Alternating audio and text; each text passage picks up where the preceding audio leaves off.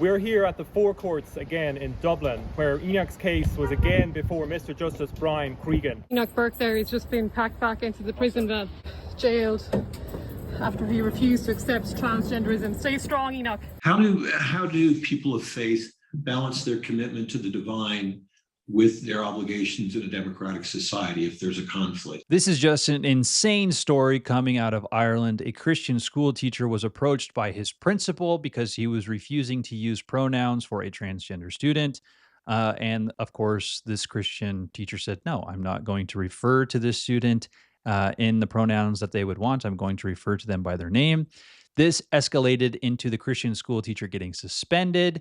That Christian school teacher denied that suspension, broke laws, and came to school. And this eventually got to the courts. The courts taking the opportunity in conjunction with an investigation at the school, basically defame and slander this Christian school teacher. And now he is getting a life sentence for his actions. So today I want to bring a non-biased take and provide the facts of this case and what's going on. And then I want to connect it to Bishop Barron, who had great comments about a similar situation. So this first clip, it's a short clip, is basically the dad of the school teacher adamantly pleading for his son that he is innocent. It did not begin with Enoch Burke. He was commanded to deny his Christian belief, to give up his conscience and agree with transgenderism. And today he's getting a life sentence because the courts have decided to agree with the school and lock him up in prison. So his dad is making the argument that this did not start with Enoch, and that's an important detail to remember in this case. Now, it's important to remember, with all fairness, because we're trying to take a non-biased view on this, that this school teacher, Enoch Burke, did in fact violate the codes and conducts of the school, and he actually did break laws. That's why this even got to the judge in the first place. Okay, so fast forward a couple years, he's actually being tried, he's actually being condemned. These are the facts that Enoch's lawyer said, the judge said during this courtroom hearing. What this judge says is scary, but it's also super fascinating. We're here at the Four Courts again in Dublin, where Enoch's case was again before Mr. Justice Brian Cregan. And he had a number of matters to deal with today in relation to the case. But at the beginning, he said, if any member of the Burke family so much as speaks, they will be removed by Gardaí. So this is the situation we're in. Lies are being told from the bench. Enoch Burke, his name blackened, the Constitution set at naught, the law disregarded, and if a person so much as speaks a word, they will be removed by a battalion of Gardaí. The judge brought up an article that he had read this morning on the Irish Independent by Shane Phelan. He began to quiz Enoch on the article.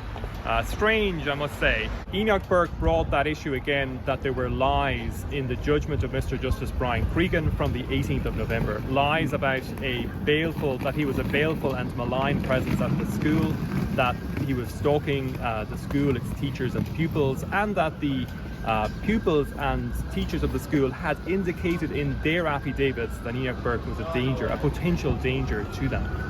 Now these are baseless lies, and really we saw a judge caught out today, fumbling, talking over Enoch, cutting across him, saying, oh, that's not the word I used. I used a different definition of the word, saying that he used stalking in a figurative and metaphorical sense. This is outrageous behaviour.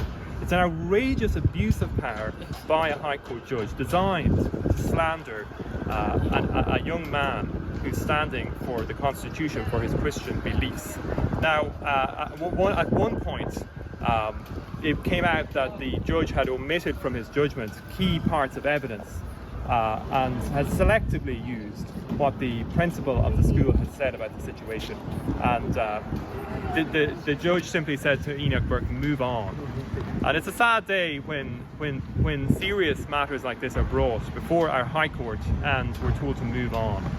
And we had also the issue about the Supreme Court appeal leave application that Enoch is intending to file, and that's simply in relation to the shambles of what we've seen in these courts over the last 3 years. When this case came before the Court of Appeal the first day in March 2023, they said it had nothing to do with Enoch Burke's views or his objection to the principal's instruction. When it came to the Court of Appeal in summer this year, in July 2025, the Court of Appeal, considering the same question, came to an entirely different conclusion. They said that it was about the fact that Enoch had objected to the instruction. It was about his views, about his Christian beliefs. That was why he was being disciplined. And we can't have a situation like this where paid officers of the state, judges, are creating a shambolic situation for people like Enoch Burke, going in now to being forced into a disciplinary appeal panel meeting in the face of such a state of such confusion about the core issue, really. Why was he disciplined by Wilson's Hospital School? And we also had today that the judge said that he's not going to let Enoch out for Christmas or Easter. Again, this is just an insane situation. We really don't know what the argument is against Enoch Burke. Is it because he denied his superiors and broke codes and conducts and laws? Or is it actually because he's a Christian?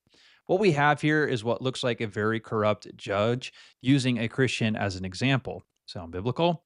All right, let's get to Bishop Barron, and then I will reflect on a few more facts and piece it all together, because I think there's a very powerful, non-biased perspective that we need to understand with this case. How do people of faith balance their commitment to the divine with their obligations in a democratic society if there's a conflict? Well, if there's an ultimate conflict, you've always got to go with God. So go up and down the centuries, the supreme example would be martyrdom. A martyr would say, no, I have to stand with God over and against the state that's making demands upon me. Can a democratic polity become oppressive to religious people? Sure. I mean, de Tocqueville saw that a long time ago. So that's always a danger or a possibility. And if push comes to shove, you have to stand with the Lord, of course. But, I'd sort of stand with Thomas More. More, when push ultimately came to shove, said, I stand with God, not with the king. But he spent a long time trying to prudentially adjudicate that relationship and to find a path through that thicket. And I think that's okay. I think we should do our work carefully and prudentially. At the end of the day, you have to opt for God, of course. And if the state becomes antagonistic to that purpose, then it has to be resisted. But I don't think we usually or typically come to that point. And I think we can find all sorts of ways within a prudential framework to make our way. All right, so the first thing that we need to see with Bishop Barron's response is that God always comes first. When the state tramples on your rights, when everything's going against you, you don't balk, you just continue to obey God, and you always side with God, even if there is malicious, insidious, and even demonic influence on corrupt judges, etc. That's important to understand. I think that's pretty simple. We know as Christians that Christ comes first, God comes first, and society, state, our allegiances to them come second. But the term that's really important to understand with all this, and this is what is so beautiful and wise about what Bishop Barron is saying, is knowing when to, it's about adjudicating the situation. Is this an issue of ultimate concern? Okay, keep that in mind. So with the case of Enoch Burke, it seems like the principal came to him, right? The principal came to him and said, you need to start referring to this transgender student by their preferred pronouns, okay? So you have a superior commanding an inferior, okay? It's just the reality and nature of what's going on with this case. Enoch, like a good Christian, in his conscience and in his convictions, knows he cannot do that. So he says, I'm not going to do that.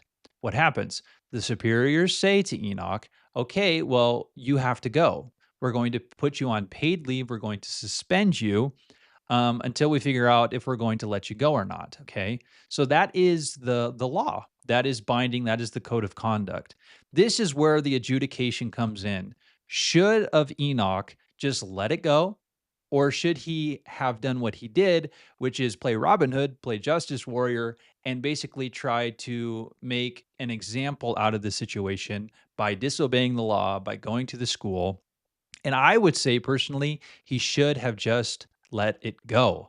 He's not the president of Ireland. He's not even the principal of the school. He should have just obeyed, accepted it as a modern martyrdom. If you're a Christian, it's very possible that you're going to lose your job for your Christian belief and faith. Just look at TPUSA, look at Charlie Kirk. That's an extreme example. But other people that lose their faith, or what about this example of this young girl in at the University of Oklahoma that had Bible citations in her paper and she got a 0. Those are kind of modern martyrdoms. We're going to be defamed, we're going to be slandered, but do we put ourselves in situations where we rebel to the point where we're actually going to have the court of the nation get involved? And then that provides an opportunity for the demonic, for the insidious influences to come in and create a narrative around what happened that is complete lies, it's complete slander and defamation. And then we get locked up in prison because of it. It seems to me, and I know this is a hot take, many people won't believe or agree with what I'm saying, but it seems to me that Enoch, this Christian teacher, could have avoided this situation entirely. He could have evaded this tricky situation that he put himself in. Does that mean it's just? No, it does not mean it's just, but I think we learn a powerful principle that we're not going to change this world. And we're definitely not going to change this world by breaking laws. We will change this world by obeying Christ, by obeying God, even if it puts us in tough situations. Now, for example, in your conscience, if you're a school teacher in Ireland, you're a Christian, and you can't refer to a student by transgender pronouns, don't be a teacher. You don't have to break rules. You don't have to go to the school when you've been commanded not to. That's going to make you look like a stalker. And are you a stalker? No, you're not a stalker. But you see, once this gets into the hands of the court, once this gets into the hands and now they're over and above you and actually can make an example of you, don't you think and don't you know that they're going to make an example out of you and you're going to end up in prison for life because you just simply didn't go away? I think we need to learn to choose our battles. And that's what I think what Bishop Barron is so important is, yes, God first, always first, but know the situation. Be shrewd enough to know, is it a battle worth fighting or is it not a battle worth fighting? For the majority of us, I guarantee almost every person watching this video, you never have to play Justice Warrior. You never have to play Robin Hood. You simply just accept your fate as a Christian and endure this life knowing that you were made for the next. Be thinking about that today, and God bless and peace.